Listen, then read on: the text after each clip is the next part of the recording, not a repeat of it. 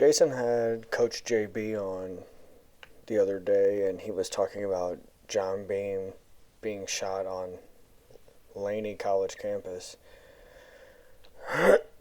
And it's now that he's passed away. And the more I listen to Coach JB, the more I like him.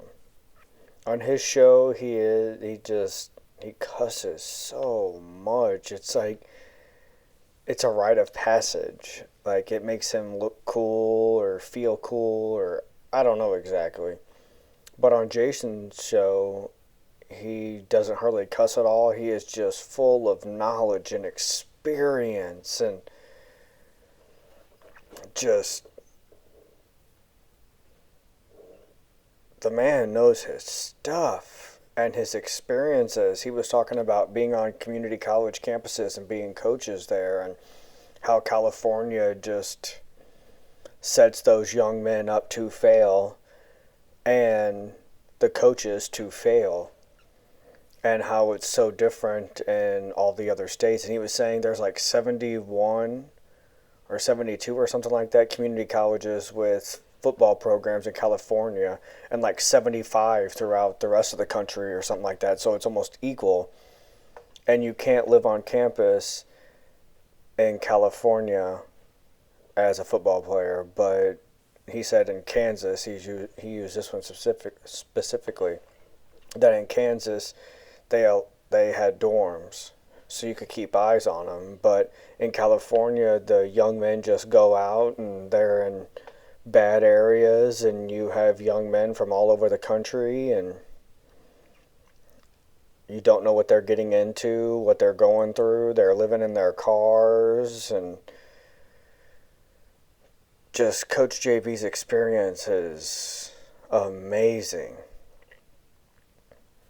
And just how much he cares about his players. And Sean King was joking around about him having a locker of Mina Kimes and high school pictures and stuff like that, because he's so obsessed with her. And it's because he dislikes her because she went after some players of his, and not for what they did on the field. It was like off-field stuff about race, and I don't know exactly, but he defended his players, and I think that's where that stems from, why he just has vitriol for that woman, because he would have vitriol for anyone who said that about his players, because he cares about them so much, and him talking about what he did for them, and it was just eye-opening what that man has been through, what he's done. And I enjoyed him and thought he was very knowledgeable, but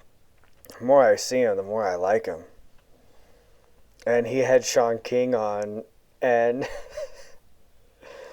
he said that Sean King was calling Smitty the driver the whole show, and that Smitty was getting so mad, and he called him the driver because he drove Joy Taylor to Emmanuel Acho's house. And oh, that's so good, because Smitty can't say, I've said this before on a different video, he can't say anything negative about Joy Taylor because she's a friend.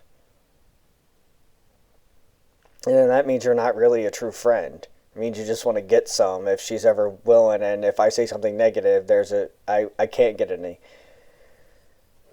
So, because a real friend tells you when you mess up, tells you when you do a good job, so you can become the best version of yourself. That's what a real friend does. But if you're a fake friend and you're just trying to get some, then you can't say anything negative about them. And so he called him the driver all day. Sean King was very good. Knowledgeable. I enjoyed him on Jason Whitlock's show too. But Coach JB, he's funny, knowledgeable. His experiences, wow. I didn't realize he's done so much coaching in so many places. And getting to know his backstory, I'm starting to understand more and more about him. But still, it's just how he has to act sometimes. I'm just like, man, this is just not palatable to me. And because I'm talking about college football right now, and Rich Rodriguez was talking about football players dressing like Angel Reese, and because Coach JB's talked about it before, how they had like the short shorts on, and he's just like, what the heck? And Rich Rodriguez, he doesn't want his players to have feminine accessories. He's not coaching cheerleaders. It's a uniform, so everyone's supposed to look the same because it's about the team, not just the individual. And I told my dad that somebody with the exact same amount of talent, the exact work ethic, 30 years ago will be a better athlete in whatever sport they're doing than now. They just will be. Because 99.9% of the athletes want to have social media and be YouTube famous or Instagram famous or TikTok famous or whatever else that they do, and they want to have their own brand.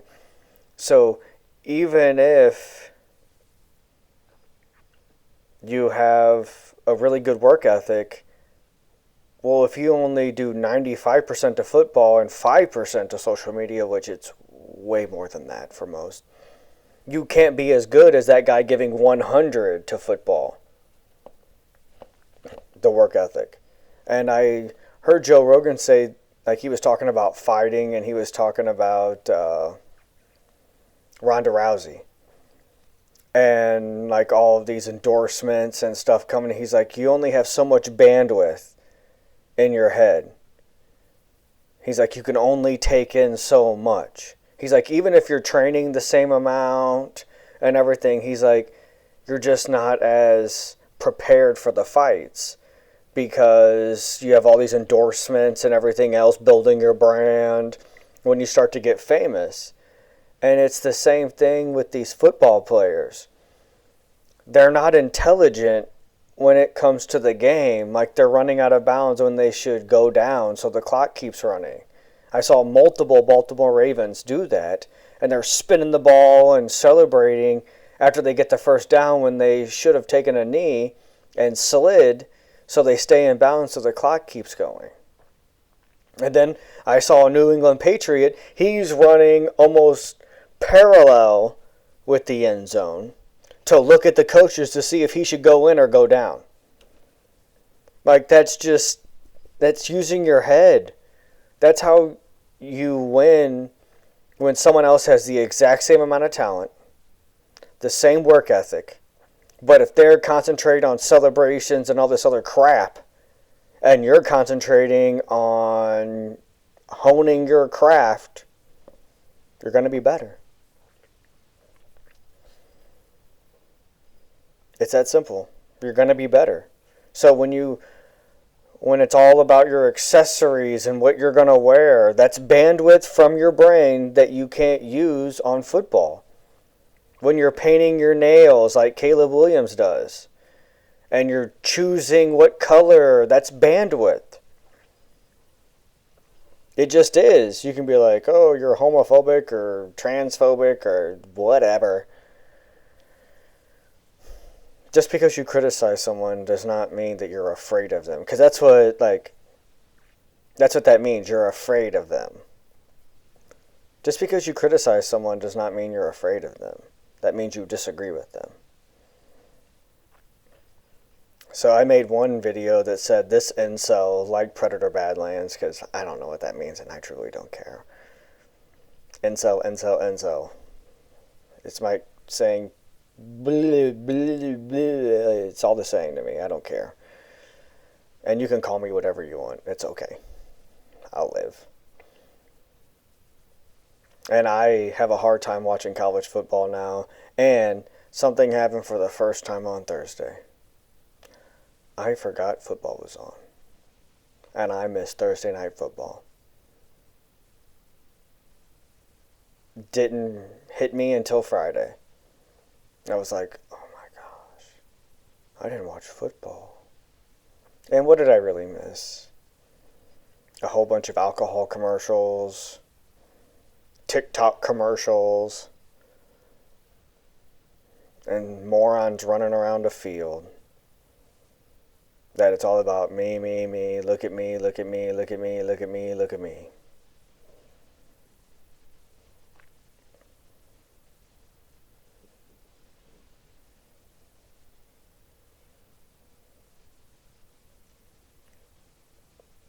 It's hard to be humble when you think you are the end all be all and everything revolves around you.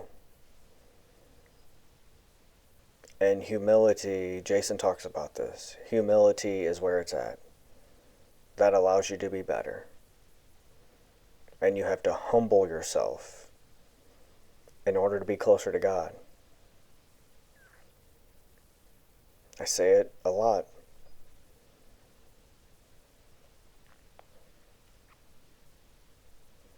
Humble yourself. Be closer to God.